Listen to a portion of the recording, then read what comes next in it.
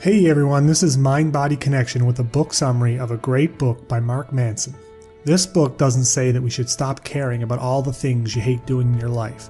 It doesn't say that we should just stop paying our bills or that you should just start showing up at work without taking a shower and just tell your boss where to go. This book tells us that we care too much about the wrong things. We care too much about the guy who cuts us off in traffic. We care too much about how many people liked our Facebook post. We throw temper tantrums when the TV remote runs out of batteries, or when someone cuts in line. We care too much about always being right over trivial things that don't matter in the long run.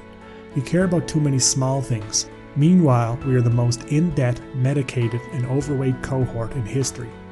You have to get back to caring about the important things in life. We have to care about what we think of ourselves rather than what others think of us. We have to find our passion in life and care about its fulfillment.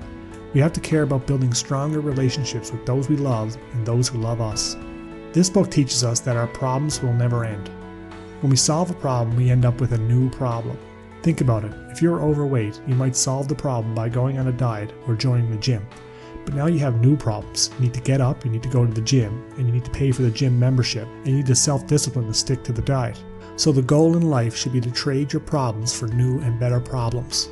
We have to accept our problems as a part of life rather than something we run and hide from. Even Warren Buffett has money problems. He just has different money problems than most of us. And suffering is a part of life because it forces us to change. If you want to fix something, focus on fixing yourself. Make sure your own life is in order before you criticize others.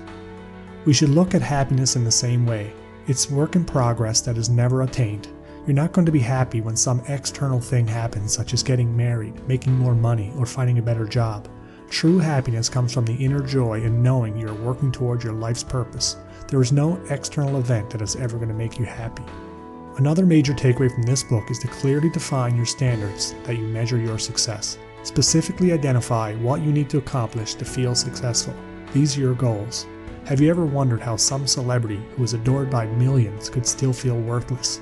It's because they have a standard of success that they didn't meet in their own eyes. A good example of this is Dave Mustaine. He was kicked out of a band and vowed to start a new, successful band and make it a success, and he did this out of revenge. He started the band Megadeth, which is known worldwide and sold 25 million albums. Dave, however, still looks at himself as a failure because the band he was kicked out of is called Metallica, which sold 180 million albums worldwide and is known as one of the greatest heavy metal bands of all time. So despite being rich and adored by millions of fans, he still looks at himself as a failure because he defines success by being more popular than Metallica. The point of the story is that you have to set the game up so you can win it.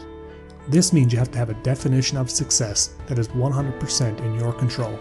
Dave couldn't control the record sales or success of Metallica. So what's your standard that you measure your success?